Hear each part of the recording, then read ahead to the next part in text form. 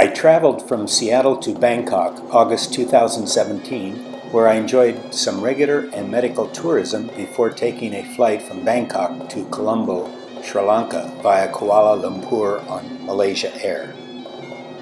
Since I arrived well after dark, I booked into the Saffron Airport Hotel using TripAdvisor. The $28 rate included airport pickup and drop-off, breakfast, AC, TV, and hot water.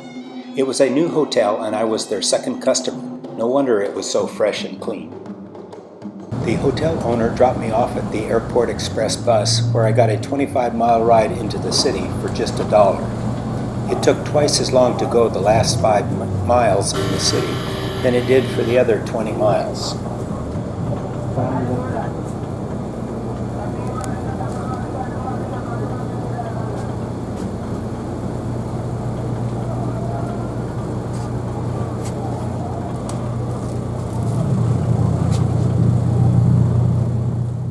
From the bus terminal, I walked about 200 yards until I found the train station. I quickly figured out how to get the 10:30 a.m. train to Galle, some 2.5 hours away, along the scenic coastline. There were no reserved seats on this second and third class train as everyone piled in. It was standing room only for most of the trip until I found a place to sit in the doorway stairs. From my doorway perch, there were great ocean and village views. It was on this train route back on December 26, 2004, that the tsunami hit and killed 1,700 train passengers. Throughout the Indian Ocean area, more than 200,000 people died, 30,000 in Sri Lanka, and it left over 1 million people homeless.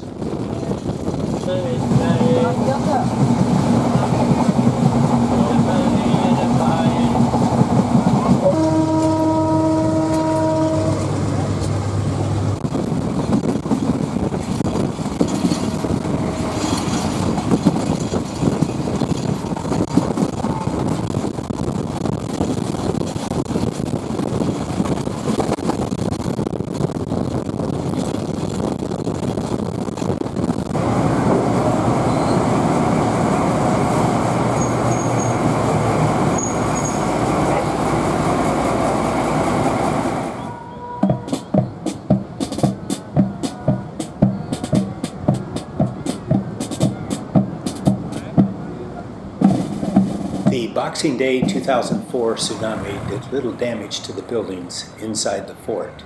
Many of them had been built by the Portuguese, Dutch, and British beginning in the 1600s.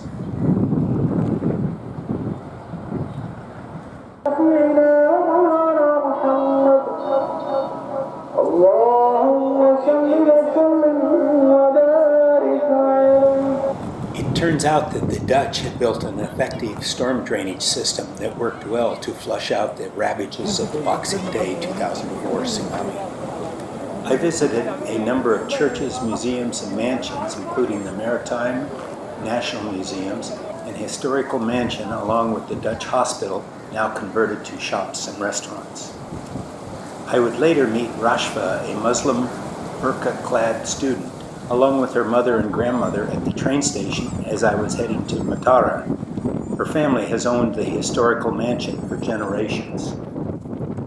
Sri Lanka is a multi-religious country. Buddhists comprise 70% of the population, Hinduism at 13%, Islam at 10%, and Christianity at 7%, with 80% of Christians Roman Catholic. Recently, there have been some conflicts by the more radical elements of the Buddhists upon Muslims. The Dutch East India Company built the old Dutch hospital in the 1700s. In 1850, British converted it to barracks. Beginning with independence from Britain in 1948, it became City Hall. Finally, in 2014, it became what it is today, a shopping and dining center with 20-inch thick walls, high teak beamed ceilings to ward off the heat. My Peddler's Inn hostel at $15 per night was located in the middle of the Galle Fort area, where there are over 400 historic buildings.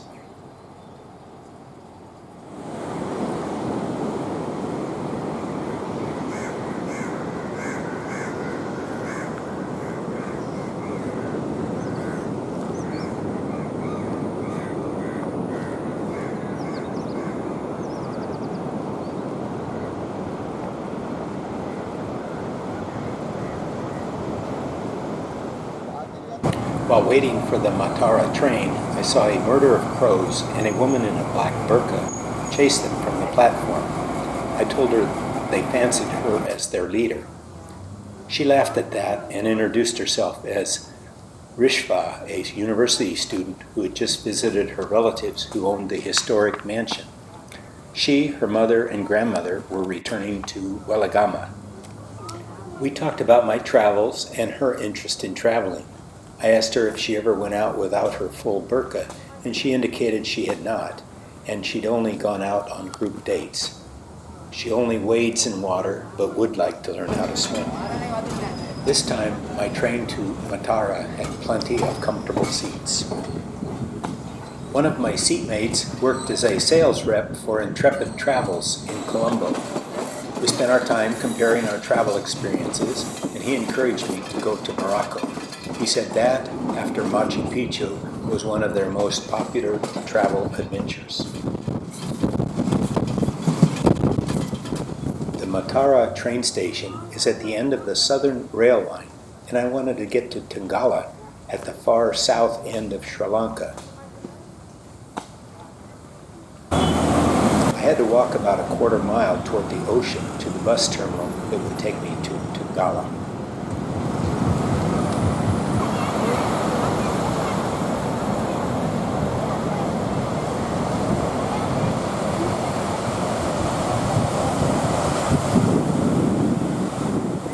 However, I first decided to visit the Buddhist Temple island connected by a pedestrian suspension bridge.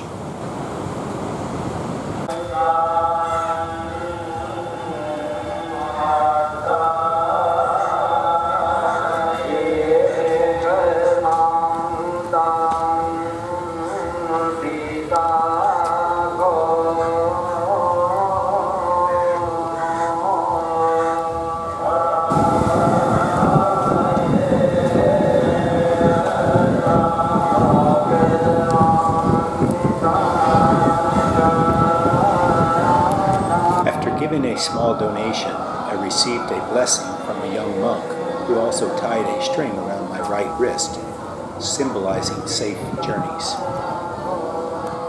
It was then a return to the bus terminal seen in the distance.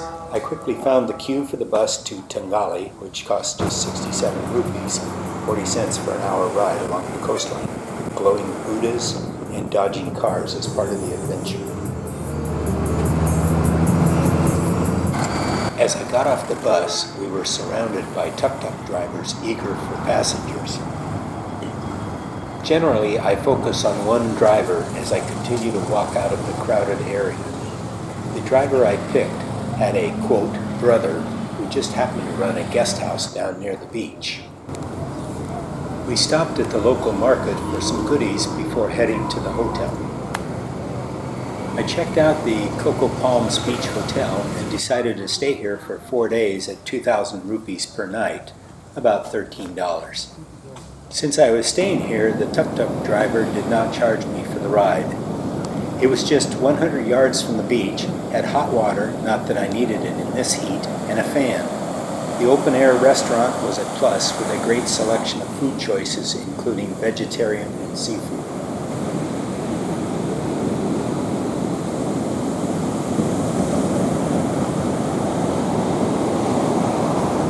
Over 400 people in Tongala died in the 2004 Boxing Day Tsunami. Here are some of the damaged buildings and a small cemetery where some of the people are buried, including this British woman.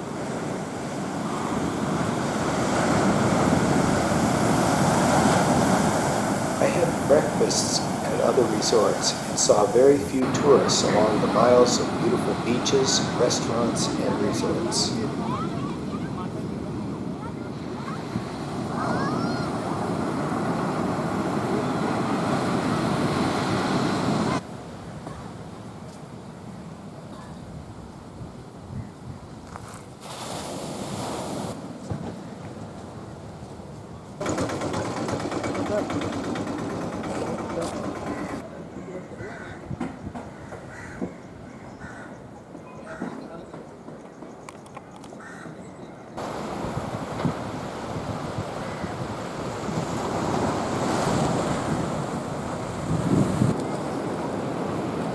This beach has a lifeguard, lots of swimmers, and a group of burqa-covered women enjoying the waters. I then came to this plaque that showed how high the tsunami wave had come, about 50 feet above normal sea level.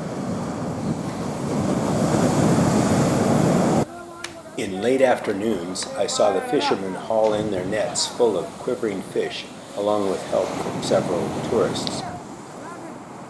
For those that helped, they gathered up plastic bags full of fish as an exchange for their help. Man, that's a lot of fish.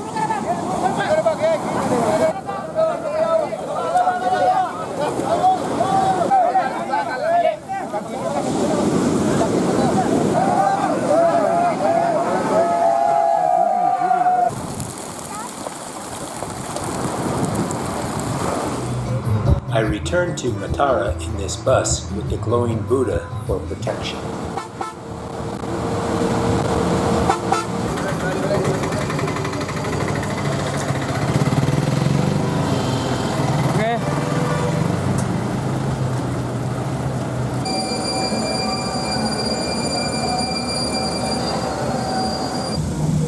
Luckily, I got to the train just before it began to downpour, all the way back to Colombo.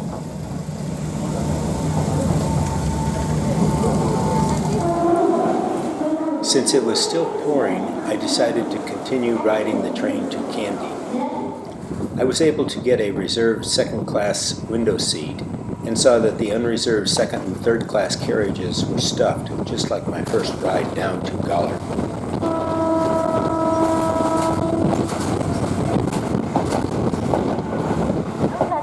I quickly got a tuk-tuk ride to the Mango Garden Guest House on the hillside just above Kandy Lake for just 250 rupees, about $1.60. The hill weather was about 70 degrees compared to the 85 degrees I had experienced earlier. There were rain showers throughout the day.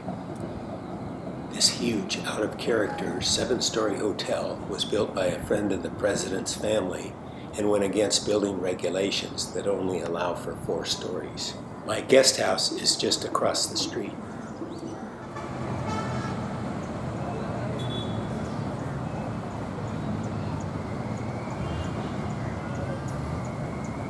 I walked around Kandy Lake and explored the Temple of the Sacred Tooth Relic. After dropping off my shoes and paying 2,500 rupees for admission, an official told me he would be giving me a tour for 2,000 rupees. I told him I would tour on my own. You could not really see the tooth relic since it was encased in a gold-lined box inside some shrine walls. Nearby, pilgrims would leave offerings of flowers and pay their respects. Attendants would continually remove them, probably to resell them later. One of the halls had storyboard brass plates that showed the history of Buddha, similar to what I've seen on murals at other Buddhist monasteries.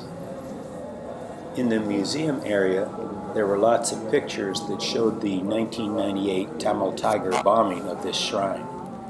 I guess this is why security is so tight with scanners and heavy security presence. I then met a Sri Lankan teacher who introduced me to a shopkeeper next door to the Kandy Art and Cultural Center, where you can see traditional dances. The shopkeeper got me a front row seat for that night's performance, and then we visited for a bit while he poured me some milk tea. Some of the dances acted out fables and harvest times. The drums beat throughout the performances.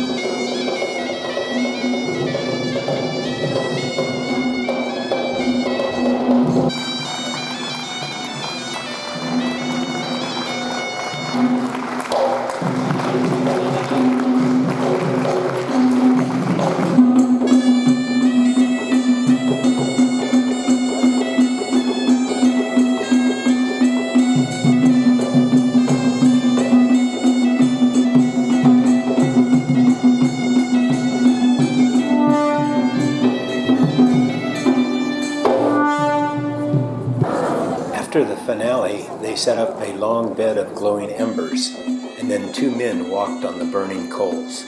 I could feel the heat of the fire from where I sat.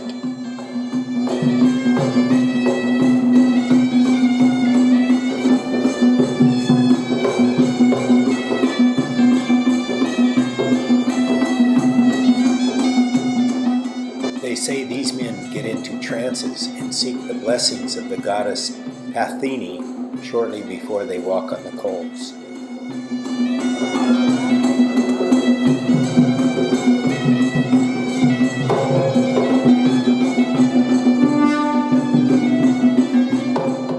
While dining at my Green Mango guest house, I met Nancy from Holland, who was touring the following day.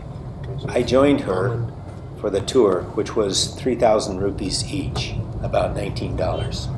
Two of us joined our driver and guide, Athula, for the chaotic traffic in Kandy, followed by a twisty road to our first stop at the elephant orphanage.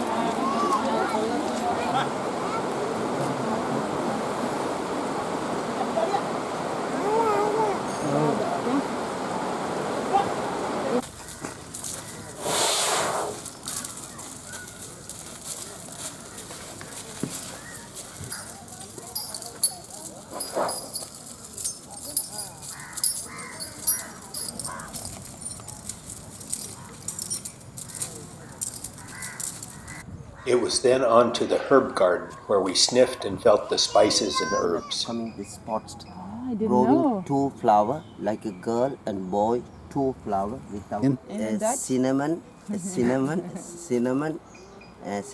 ginger, coriander, cardamom, and vanilla.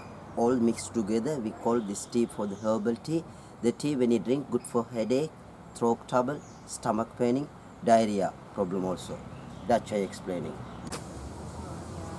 I got the hair removal treatment.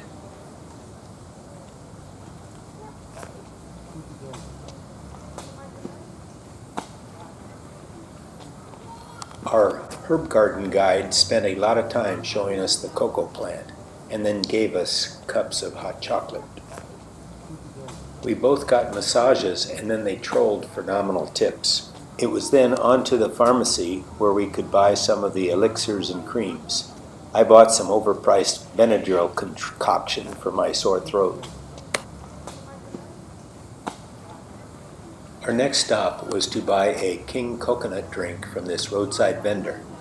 Nancy is enjoying the refreshing coconut juice, and we later enjoyed the rubbery coconut meat. It was then on to the Gowana Tea Factory, where we saw how they dried, rolled, heated, and sorted out the various tea qualities. This is the withering room, where they lower the moisture content to 70% prior to twisting, rolling, macerating, drying, and sifting the tea. Now they are sifting. Just like this, the leaves are twising. Just like this, okay? Then after the first roller, we can take the twising particle and the unbroken tender leaf part. Second roller, we apply from neck. Then the leaves are separated size-wise. Big, small and smallest like that. Okay?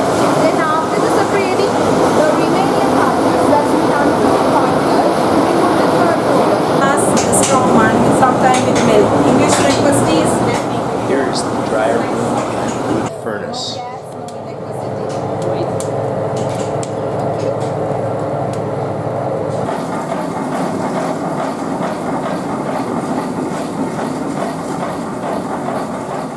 Here is the color and type separator.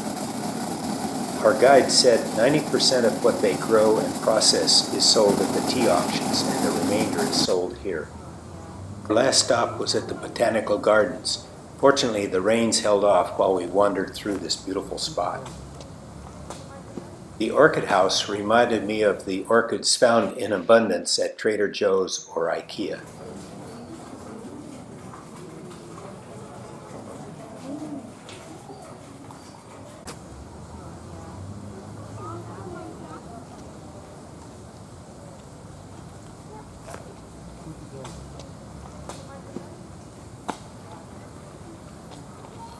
Whoa. Are you sure about that? Whoa.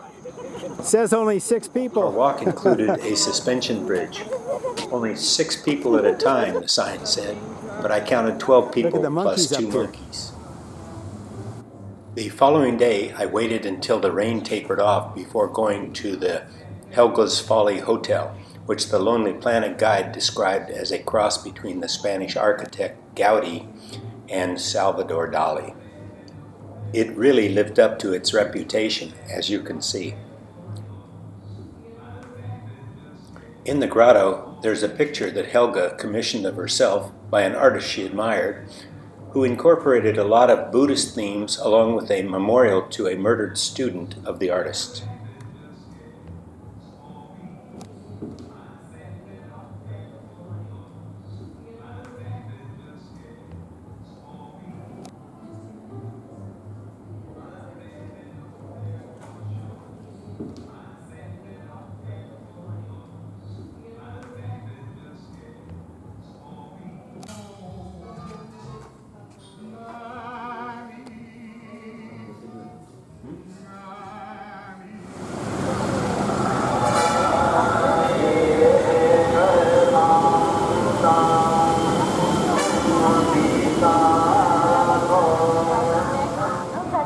I went to the Kandy train station to get reserved tickets to Badula for the following morning, but they had none.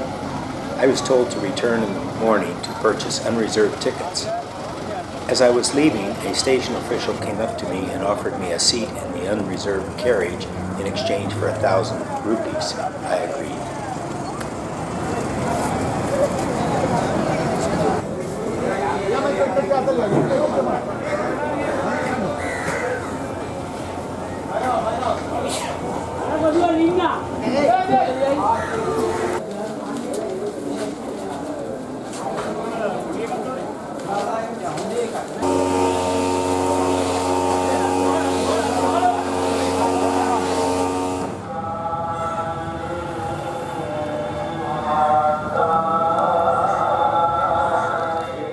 As the train stopped, the fixer grabbed my bag and shoved it through an open window with instructions for me to hustle inside to retrieve my bag and get my seat. Total bedlam, but I got my seat. After I paid the fixer 1,000 rupees, he asked me for another 500 rupees for the guy inside the train that took my bag and secured my seat. I told him the agreement was 1,000 rupees, not another 500. The standoff ended when the train started to move. At the next stop in Kandy, the train was even more crowded, standing room only and many seats for 2 people. My seatmates included a couple from France who had picked kiwi fruit while in New Zealand, and Muhammad, deputy mayor of Putlam, 2 hours from Colombo. We shared stories as we wended our way through the tea plantations toward Ella and Badula, the end of the train line. The group of 6 to 8 students in our aisle entertained us with their songs, accompanied by drumming during the entire journey to Ella.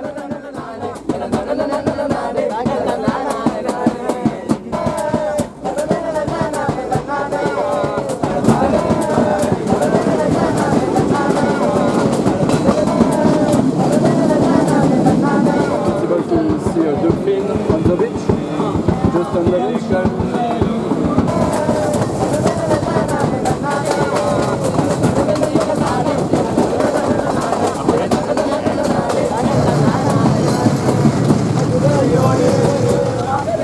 The only time they stopped was to scream and yell as we went through tunnels.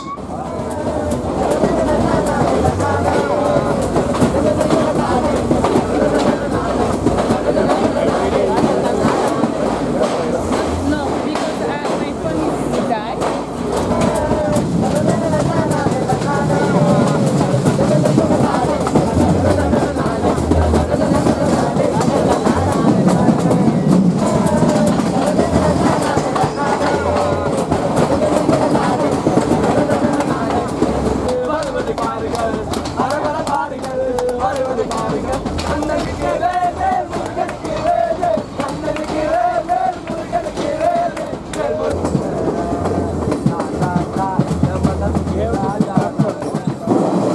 Most of the passengers, including the singing students, got off at Ella, so things quieted down quite a bit for the remainder of the journey to Badula.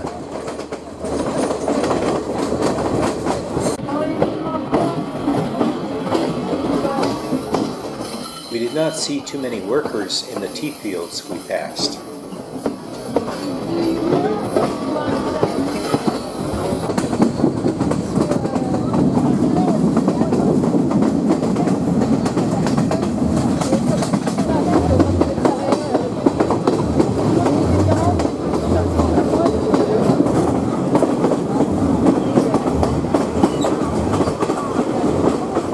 Once I got to Badula, I had a tuk-tuk driver take me to a hotel that would cost between 2,000 to 3,000 rupees. Surprise, it was a Holiday Inn. Not really the same, but welcome anyway at 2,800 rupees, at about $18 per night.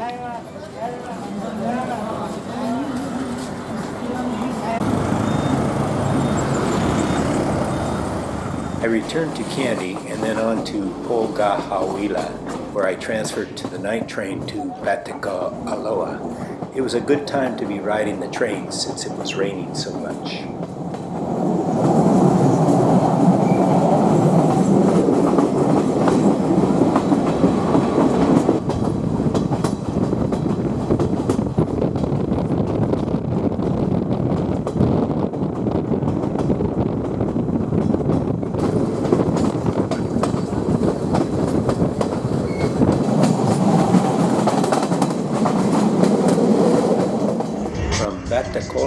I took a 4-hour crowded herky-jerky bus ride up the windy coast to Trincomalee. I was glad to get a seat even though my knees were jammed up against the seat in front of me. Trinco. When the 2004 tsunami hit Trincomalee, the 10 to 30 foot tidal waves rushed in about 1¼ miles, resulting in 800 deaths and destruction of over 60% of all dwellings, and over 100,000 people displaced. I stayed at the newly built Saraya guest house for a couple of nights at a cost of 4,000 rupees per night, about $25. The place was spotless with TV, AC, and hot water. The owners told me how to get the bus to the Upaveli beach area, popular with tourists.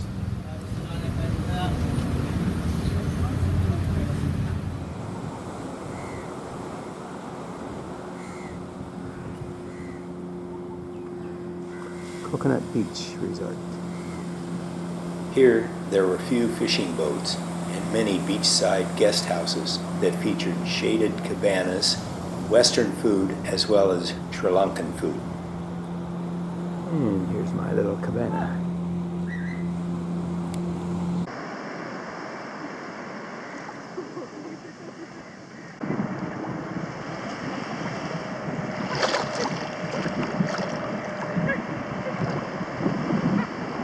I was surprised I got a mild sunburn while basking under the shaded cabana.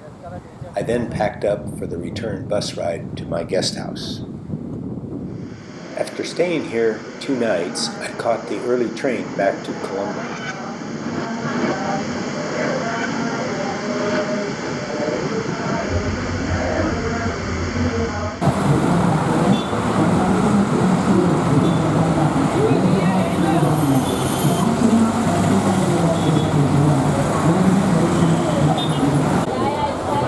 Public market is next to both the bus terminal and the train station.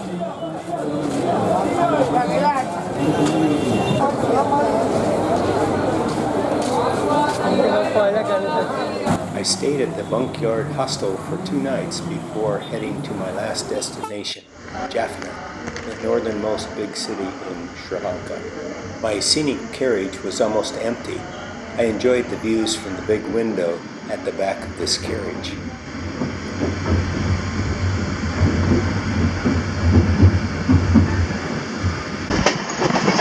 It was a fairly flat and comfortable ride north for about 8 hours to Jaffna at a cost of 1,100 rupees, or $7, on this first-class scenic carriage.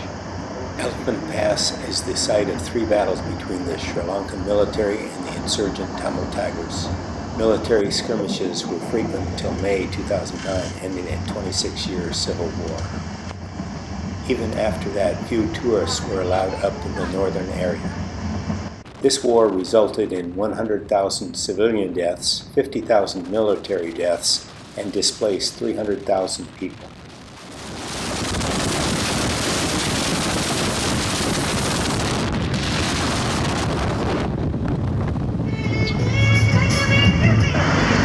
This music is from a nearby shop while I'm filming Jaffna's main street. Businesses are getting re-established and tourism has begun to increase, even though there continues to be some tension among people in this area.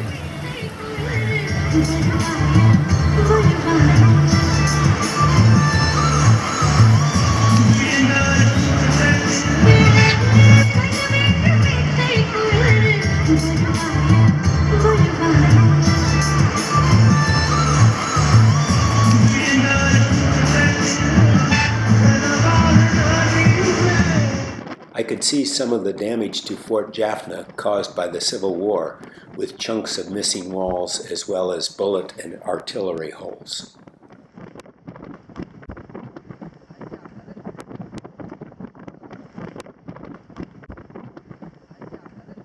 Most of the tourists here are Sri Lankans.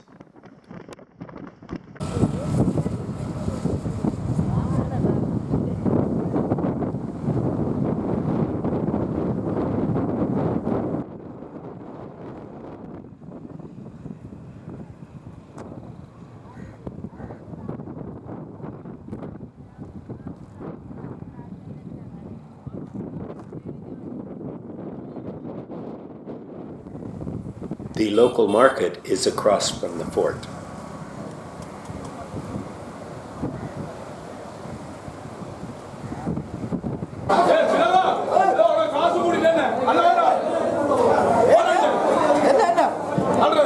This museum had Buddhist and Hindu items in metal, wood, and stone. No pictures allowed. Jaffna district has the highest concentration of Hindus, so it's not surprising to find this large cluster of Hindu temples. Throughout Sri Lanka, just 13% are Hindus, but in Jaffna, with over 500,000 people, 83% are Hindu, primarily Tamil ethnic group.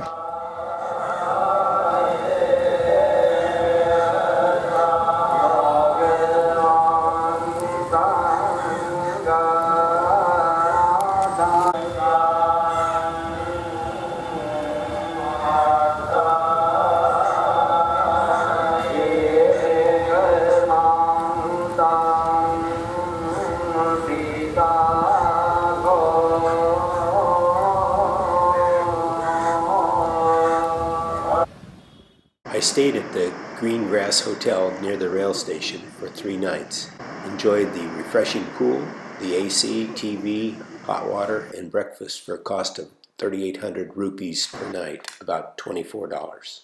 I then left the Jaffna railway station for my last train ride, back to Colombo. Again, this train was relatively empty.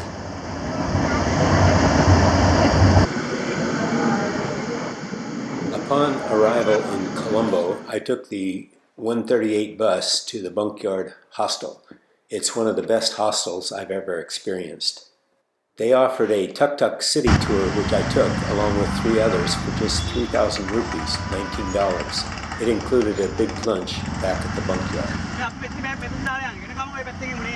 I was joined by a Swedish couple and a Moroccan.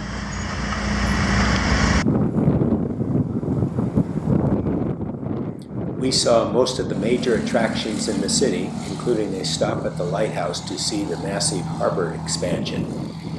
China has invested $1.5 billion in this expansion, which makes this the largest harbor in southern Asia and the 35th largest in the world.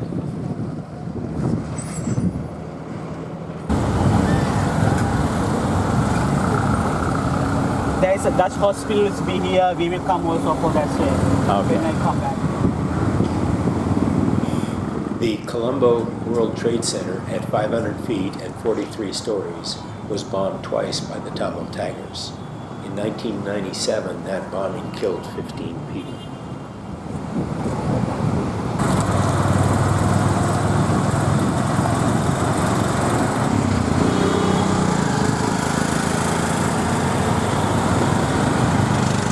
Bustling Petta district is one of the oldest and most diverse places in Colombo, with its market stalls and shops that sell just about everything.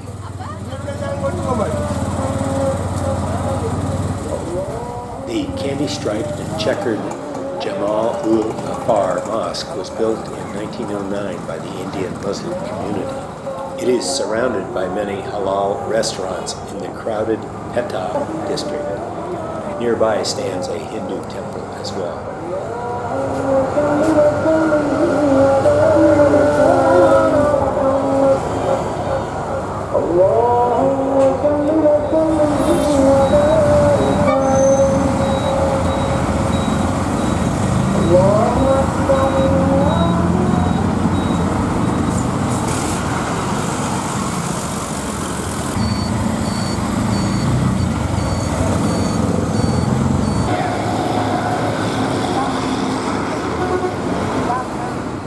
We stopped for a refreshing king coconut drink and then walked to the floating market, a food court area with rafts for dining after getting the food. I treated myself to a Falooda drink. It consists of milk with rose syrup, swollen basil seeds, jello pieces topped with ice cream and garnished with chopped pistachios and rose petals. This Dutch hospital, like the one in Galle, has been converted to shops and restaurants. This Anglican church was established in 1821.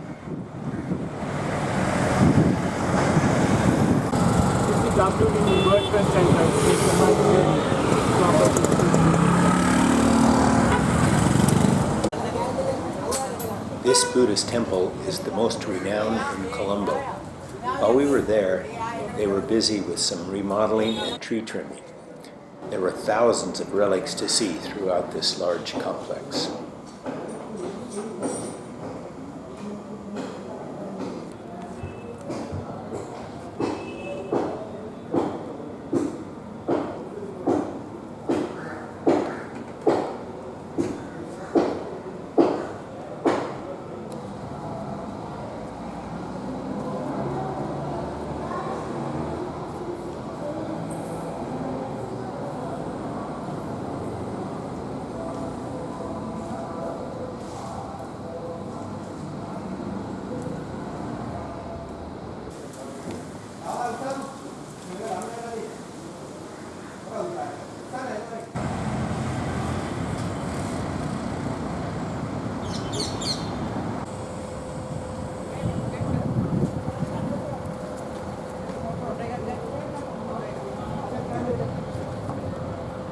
This park and the Buddha are across from the Independence Square, built to honor independence from the British rule on February 4, 1948.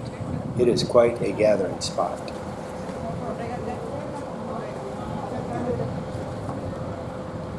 Underneath there is a museum where they have all of the names of the soldiers who have died in the cause of independence, along with the political and war history of Sri Lanka.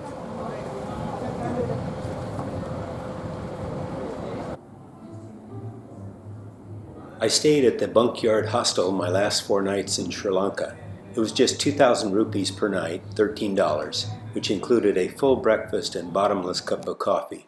Check out the clean and modern facilities, including the gathering area, the dorm area, and bathrooms.